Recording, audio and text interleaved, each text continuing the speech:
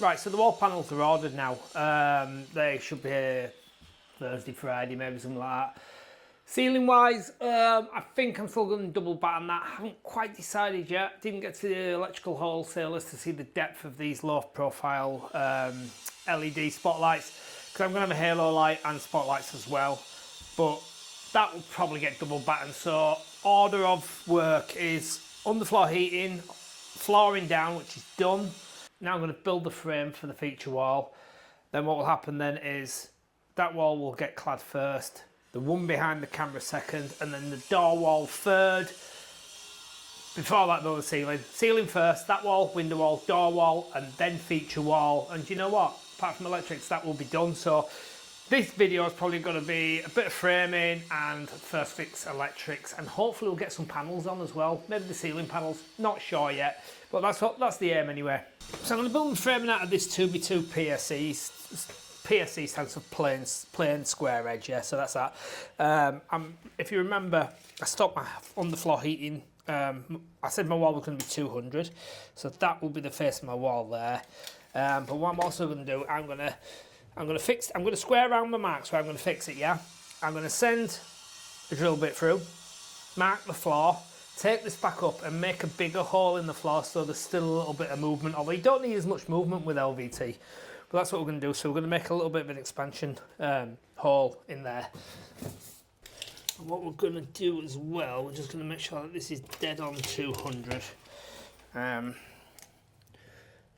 We're all about putting a Sharpie there because I'll tell you for why.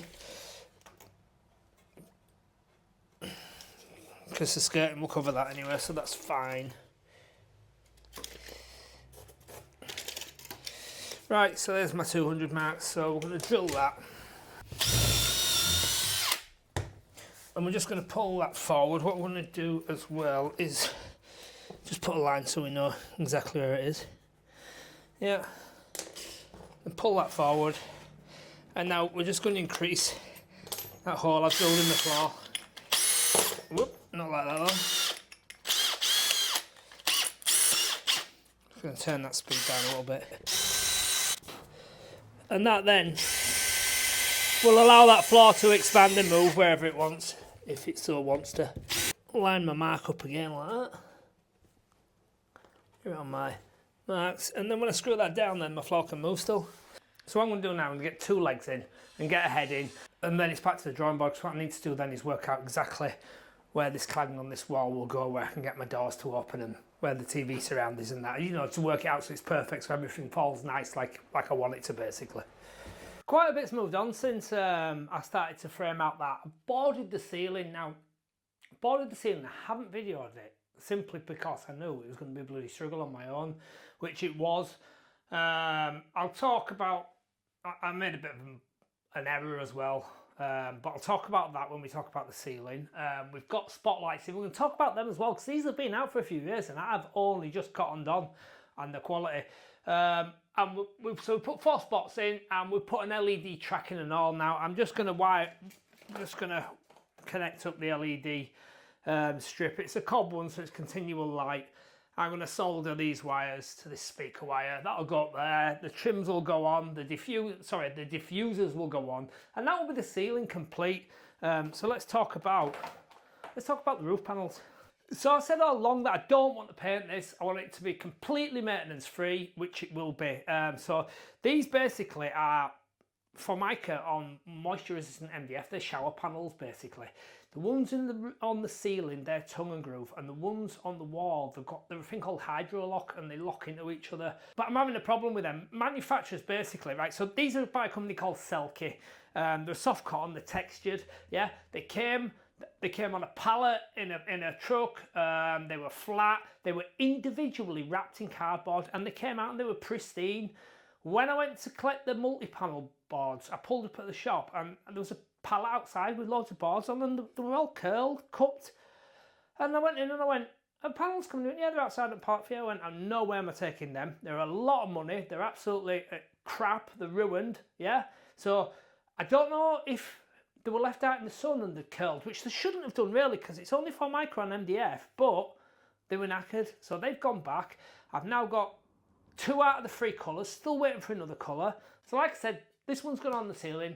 You can see a slight line where the join is, but it's this is what I wanted, yeah? It's like completely maintenance free. The ceiling got boarded exactly the same way as the wall. Double battened, which has allowed our lights to pop in.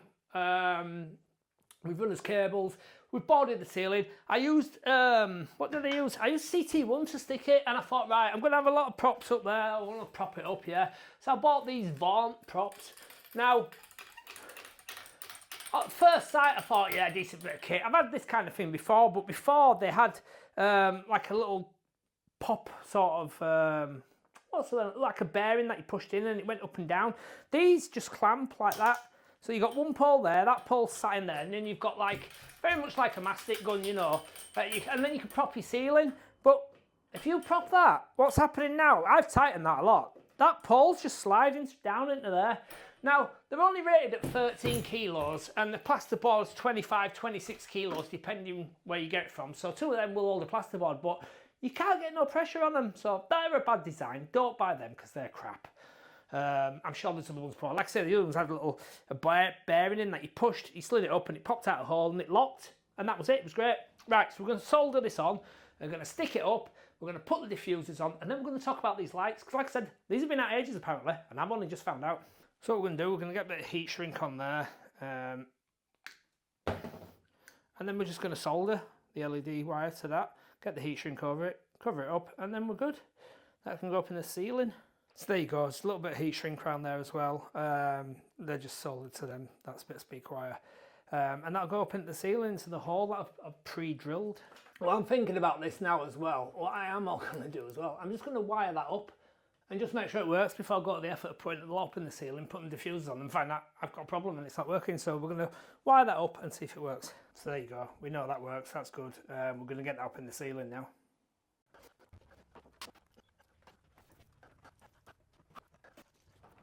So when you come to the corner, what I've done, I've drilled a 10mm hole in there, and I'm just going to get this 5mm drill bit, get the, obviously not the pointy end, yeah, the smoother end, and I'm just going to pop that in there like that, and then that will then get you around the corner and give you undisrupted light. And this particular brand, I don't know which brand it is, but you can cut it every like 50mm, so what I'm going to do is just measure that to there. Because I've cut it there, it's too short, so I'm going to cut it on that one. And then pop that one back up through that hole as well.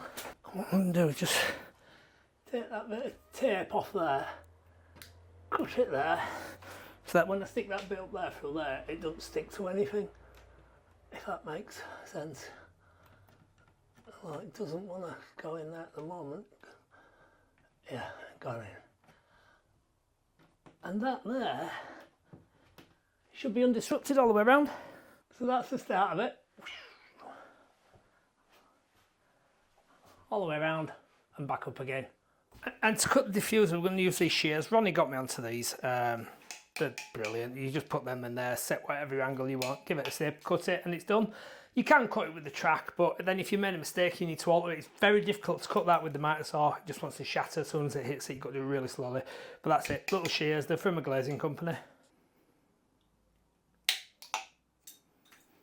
What we're going to do, we're just going to cut the edge back there, just a bit that clips in, but not the top bit, and then that'll allow that to push tight into the miter. Just going to offer that miter in, push it up. See, it's a little bit of a bleed there, so we're just going to take a little bit out of that corner. There we go. Give it a good shove, there we go. And then I'm just going to mark it where it wants cutting.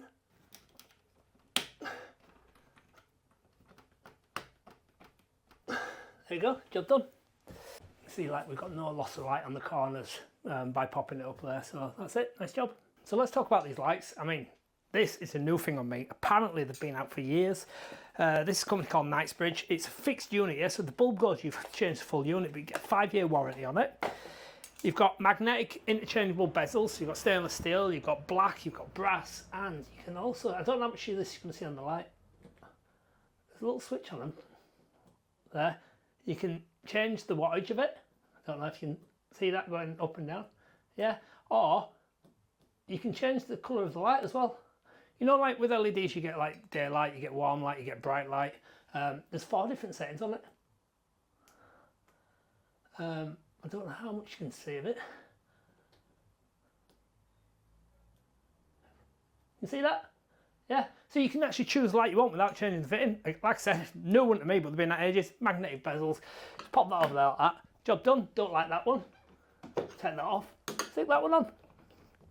Job done. Now I'm blinded. So it's warm. It's 31 degrees today. So I was thinking, right, it is baking in this room. And I went to see Mel today, and her garden room is like a sauna. So what I was thinking the other day was heating, right? I need heating, but like now I'm thinking I need cooling. So what I've done, I've ordered an aircon unit. I can't have a split system where I've got a unit outside because this unit is designed, this pod rather, is designed to be transported on a flatbed trailer, and 2.5 is the maximum width limit. So what I've done is spoke to the aircon guy, Hitch. I'll put a link to his company because he's absolutely super knowledgeable, brilliant guy. And if you want aircon, this is the guy you want to go to anyway. If he can service you, whether or not you're in his area, I don't know, but it'll be down there on the links, yeah. So I spoke to him. He says, right, there's this Panasonic unit. It's not cheap, but you don't have an outside unit with it, so it goes on the wall. So it's going to sit here on the wall. I preempted the fact it won't power. The unit's come. The power is this side, so I'm going to pull that back out. Send it over there so I can have a fuse spur up there. It's going to go on the wall there. You have 262mm holes going outside. I've opened the box. The grills are white, which is no good obviously because I've got black pod. So I think I do remember seeing that you could get black ones as an added extra. So I'm going to get online so you can get some black ones. If not, I'm going to have to sand them and spray them because obviously white's going to look a dog on the outside of there. So that's going to go on there. Anyway, right, double battening, yeah? So this is for my cladding for my walls. It's very similar to the roof cladding that I've put on, yeah? 10mm thick. But it won't carry the weight of a 35 kilo unit. I know that for sure. So I've got about 36, 37mm, slight variation in timber thicknesses, but 36mm is good. So 2 pieces of 18mm OSB. So I'm going to fill that square there. I'm going to fill that square there. I'm going to get the template out wherever that is. I'm going to stick it up. I'm going to pre-cut the holes so that when he core drills out. Now, that's another thing. This is supposed to be a plug and play unit. I looked at the instructions and I thought, you know what, I just haven't got time for that. So the guy's going to come and fit it for me as well. So I'm going to cut the holes there so that when he core drills, he's only got to core through this panel, that metal, and the cladding on the outside, and hopefully that'll all go well. Right, so we need to pack these out. So we've got some good fixing. We're going to CT1 them onto there, and we're going to put a load of gyprock fixings in as well. And I'm going to move that cable over there, and then we're going to talk about the skirting. The skirting is 1mm thicker than the wall cladding. Now that 1mm is too much of a problem for me. I did want a completely flush finish wall skirting board, but 1mm, you know, we've got a couple of mil here and there, thickness of silicon and all that. CT1, we're sticking it back. Is my panel going to stick proud of my skirting? Don't want that. So we're going to rip down some 6mm ply. We're going to put that where the skirting goes so that it pushes the skirting out. The panel will sit on that and it will be almost flush. Not quite what I wanted, but 1mm is just too much of a risk. So I'm going to clean this now and get these panels on here. So I've fixed my 2 layers of OSB to the wall there. That will then carry the weight of the aircon unit, and that's the holes there where the extraction is. 162mm I think the holes are.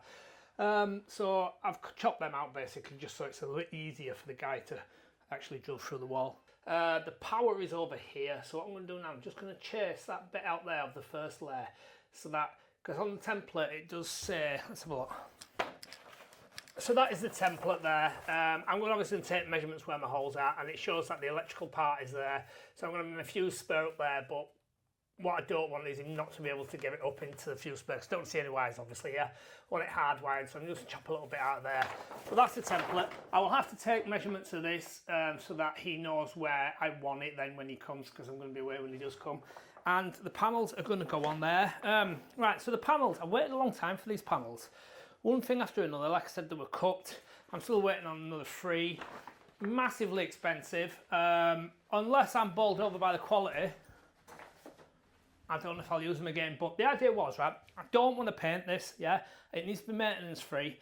I want to just wipe it down and that's it, it goes off. So I picked these panels, they're a multi-panel, they're 11mm thick, MDF, moisture resistant MDF, and the tongue groove as well, so they should go together pretty much seamlessly. Obviously you're going to see a little seam, yeah, but not a lot. So the idea behind it is we'll get all this done, no plasterboard, no plastering, no painting, which is what I wanted, right? So we've succeeded with the ceiling basically, yeah. So we've done the not multi panels, the Selkie boards on the ceiling, yeah. So they're another shower panel board. They were tongue and groove, not quite the joint on the multi panels, but it's still pretty okay. I'm happy with that. Again, wiped down. So these are grey. So skirting board. So I don't want to paint the skirting board either. I'm really adamant to paint anything. What I've opted for is these. They're aluminium, yeah.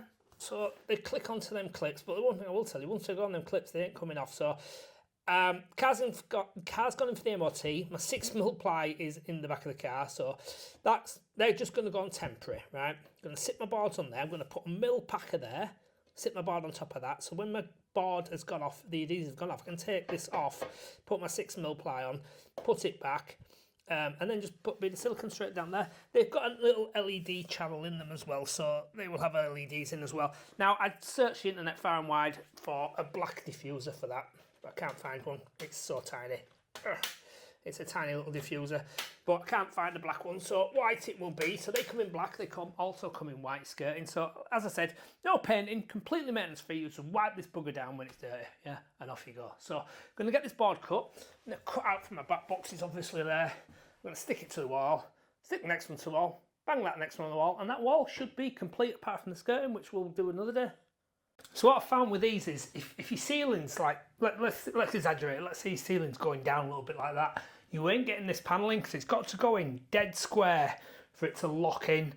I mean, obviously this is like as square as I can get it, yeah, but like, to proper force the ceiling up there to get that to go in, to get this to lock into place. Now, what the manufacturer says is you need to dry run it first, so you dry fit it, make sure it works.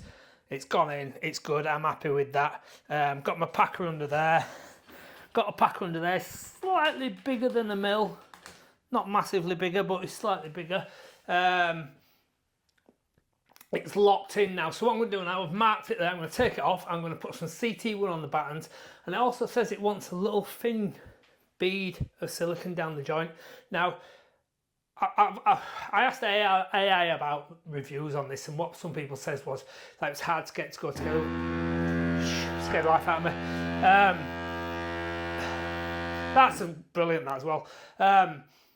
Because doing this on my own, like when you go on the manufacturers, they have a training course online, and there's 2 people fitting them, and 2 people is better than 1, obviously, when you try to put this together. But that there is the third hand, so that's good. So what AI said, people complain that it wouldn't go together because the joint is that tight. If you put too much silicone in there, it's going to be hydraulic and it's going to push and it's got nowhere to go. So I'm just going to put the thinnest little beads on there. And don't forget, right, this is not a shower. These are basically bathroom panels, yeah, and they can be used in showers. So I'm guessing that's why the line of silicone is required. But I'm going to put it on anyway, just to not void the manufacturer's warranty as well. So that's it. It's dry run. I'm going to silicone it. I'm going to CT1 it. I'm going to try and get back in. Hopefully it'll go in as good as it did the first time, but we'll see. Just hear that dragging on the ceiling there. We'll just pop this over here. Like I said, that grabber, I'm glad I kept hold of that now, because it has come in handy. I did think it would come in handy for the ceiling, but it didn't work so well for the ceiling. So we'll get some CT1 all the way around the battens, and I'm going to pull this panel back over there, because the small tongue there is just, well, I'm going to put just a tiny little line of silicone down there, and hopefully that'll come off and clean up lovely. But we shall see. Am I impressed? Whew. The joint is pretty good, to be fair. It is pretty good. Price-wise, though, we'll talk about price comparison as well, because if you was to plasterboard this room, right, so you pay for your plasterboards, wouldn't you? Of course you would. And then you pay for a guy to come and skim it, unless you could skim it yourself. Now, a room this size is going to want £350 to 500 quid. Plasterboarding gear might cost you another £200. So that's 700 quid, right? Then you've got to paint it. So we'll put another £100 on there for painting materials and bits like that. So that's 800 quid, isn't it? Whereas that'd be the full room, yeah. These panels, These particular ones are not, because Linda Barker ones as well. They were 200 and I think I got them for £247 each in the end off the company. So they are a lot of money. It does cost more in the long run, but job's done. So sort of up to you, isn't it, really, what you want to do. So that's that one. We'll get this over here back where we want it.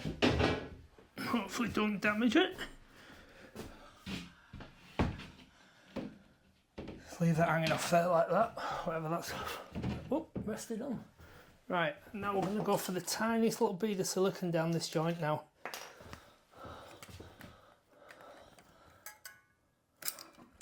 And I'm not using CT1 on this simply because it's got a much thicker consistency.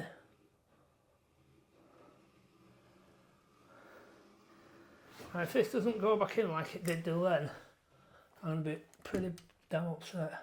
Because that is next to nothing, that silicone. Absolutely next to nothing. Right.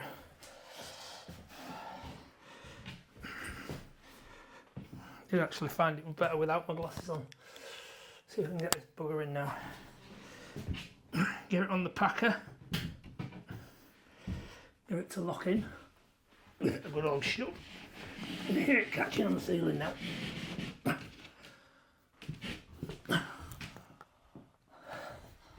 Has that gone in enough? Let's have a look.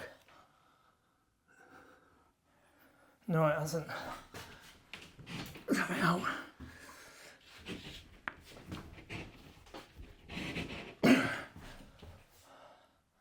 That's that time. Push that back to where it wants to go.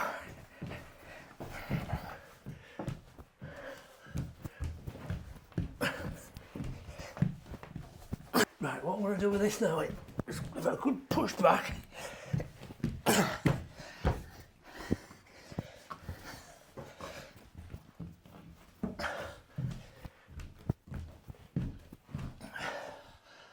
And then I'm going to pull this film off so I can clean the silicone line up. I'm just going to use them silicone tools, you know, for getting excess silicone off. Just using some trade wipes there just to get any silicone off the face of that board.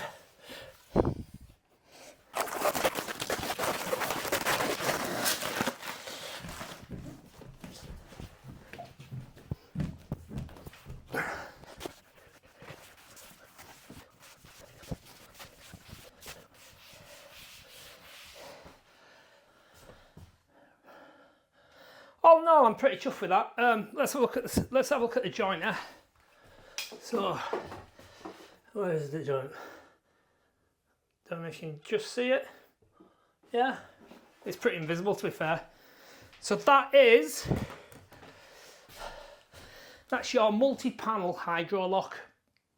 It's a finished board, white clean, it's moisture resistant, and it comes in a range of colours. Not all great colours, but some colours are alright. This is, like I said, the Linda Barker collection. I guess they just use that name to put a bit more money on top of it. But like I said, it wasn't cheap. Yeah, it's not a cheap product. So there you go, that is your multi-panels. Now, let's not forget what we had before. We had this crappy, unfinished metal box, and in my opinion, that is not a finished product. Yeah, we've now concealed all the wires. It's all flush like it should be. And we've got these Linda Barker multi-panel panels on, right? They're moisture resistant, 11mm thick, wipe down clean. You can barely see the joint. I was thinking that you were going to see it. Yeah, it's hard to look in the catalogue because the catalogue, you know, it's been photoshopped and you couldn't see the joint anyway, and I thought it's going to stand out, but it does not stand out. It's absolutely brilliant, but they are expensive, really expensive. I think, what did I say earlier on, maybe 240, 260 a panel, an 8x4 sheet. It's a lot of money, but the Hydro-Lock system clicks together, beautiful. It's absolutely flawless. So that's it. I'm going to carry on with the other walls. I've got two different colours, slight different colour changes for both walls, and then it's on to the main event, the feature wall. That will have everything. It will have concealed cupboards, it'll have flush mounted TVs, it'll have LED lighting in. And when I'm on about that as well, I did get a quad LED lighting to go around there because I thought I'm going to have a little bit of a gap. I'm bound to have a gap just because you can't cut it 100% tight and get it in. Do you know what I mean? But it's pretty tight, so I might just silicone that, or I might just put the LED quad on, just another light. And now I've priced this out of the market, and I know I have, but it was always going to be the way. I wanted it to have absolutely everything that you could have, I've got aluminium doors and windows, yeah? Something that you do not get in the price of that kit, yeah? Aluminium doors and windows, I've got integrated blinds, I've got underfloor heating, I've got LVT flooring as well. I've got a feature wall, I've got TV, flush mounted TV, I've got LED lights everywhere, I've got downlighters, and I've got these panels, absolutely beautiful. And I've got full cladding around the perimeter of the building. Every single elevation is clad with composite cladding, so no maintenance at all on this pod. Just wipe it down and off you go. This is going to be a stunning little office for somebody, and if you're interested, give me a shout, because it's got to go. I can't keep it. Like I say, priced it out of the market. It will be cheap, because it'll have to be cheap to get rid of it, right? But it's going to be ace, right? Ace, right? So please carry on watching and like and subscribe. I'm nearly 100,000 now, and that'll be absolutely brilliant if I can sign off on that. So that is it. We've gone from an unfinished metal storage shed, and that's what it was, a shed, a box, a square metal box, unfinished. You're going to have surface mounted switches, surface mounted sockets, surface mounted cable trunking. Now it's all gone, it's concealed, yeah, like it should be, like a proper high-end finish should be, and it is not out of your reach. This is proper DIY, what I'm showing you how to do as well, yeah. Okay, so keep watching. Thanks for watching this one. Hit the like button as well, yeah, and leave us a message as well, because it's nice to get some support. Thank you.